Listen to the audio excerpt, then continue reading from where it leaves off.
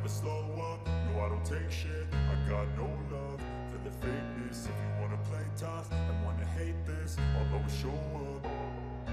I don't ever slow up, no I don't take shit. I got no love for the fakeness. If you wanna play tough and wanna hate this, I'll always show up and make a statement. I don't ever slow up, no I don't take shit. I got no love for the fakeness. If you wanna play tough and wanna hate this, I'll always show up and make a statement. Everything.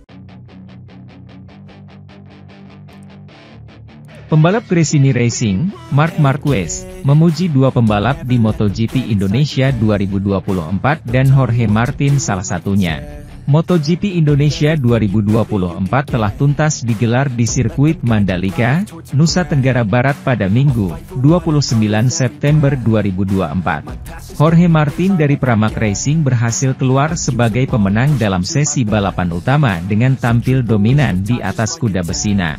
Rider asal Spanyol tersebut berhasil memanfaatkan situasinya sebagai pole sitter dalam lomba berdurasi selama 27 putaran itu.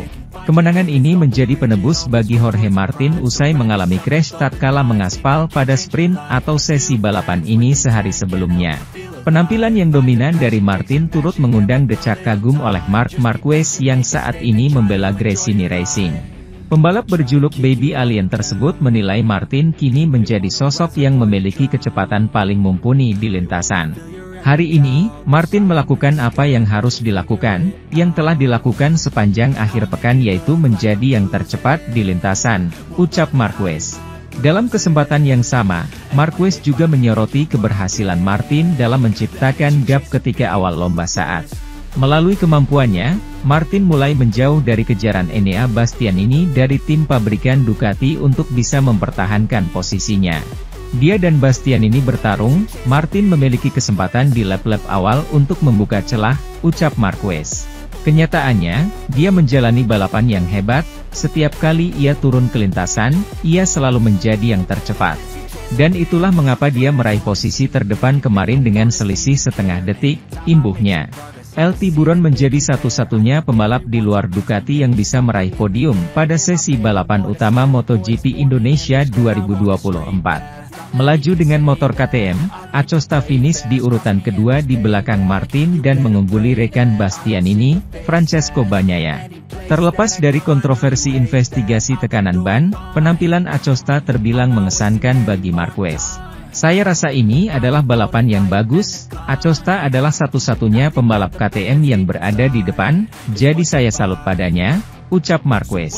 Sementara itu, 4 pembalap tersingkir pada lap pertama GP Indonesia, tanpa dampak fisik bagi mereka. Di jantung tikungan 2 dan 3, Jack Miller terkejut dengan lintasan yang diambil Maverick Vinales dan dia kehilangan kendali atas sepedanya ketika dia mencoba mengerem lebih keras dari yang diharapkan.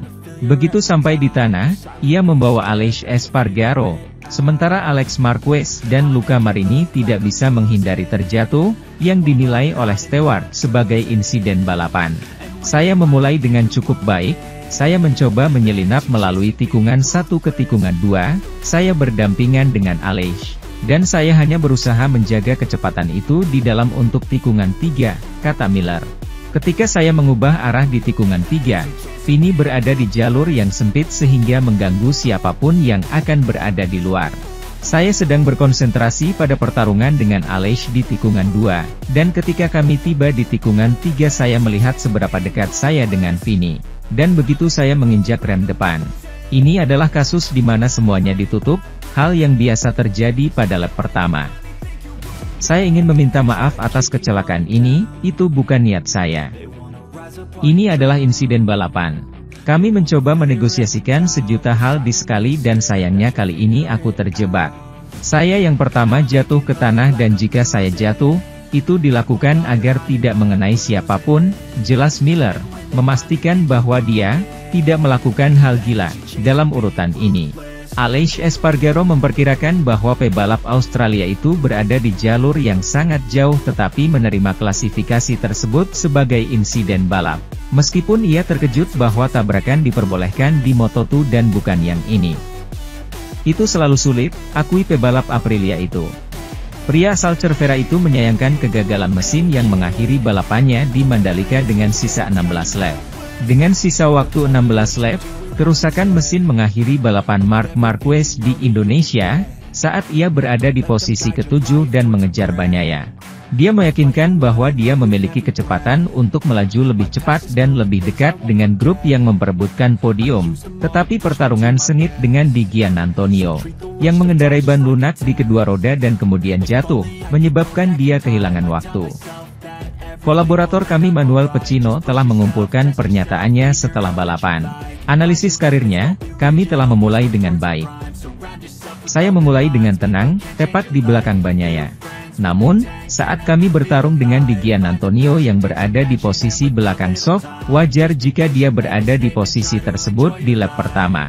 Disinilah kami kehilangan banyak waktu, menempuh putaran 32. Kemudian, kami harus kembali ke grup, itulah yang saya coba lakukan, saat itulah mesinnya rusak. Piala Dunia, urusan orang lain, saya melihatnya lebih mungkin dari sebelumnya tertawa.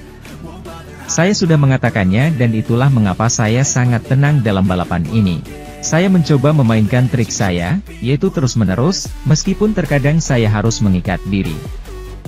Hal-hal terjadi di luar kendali Anda. Saya selalu berusaha konsisten di posisi tersebut, karena itulah yang saya cari di paruh kedua musim ini.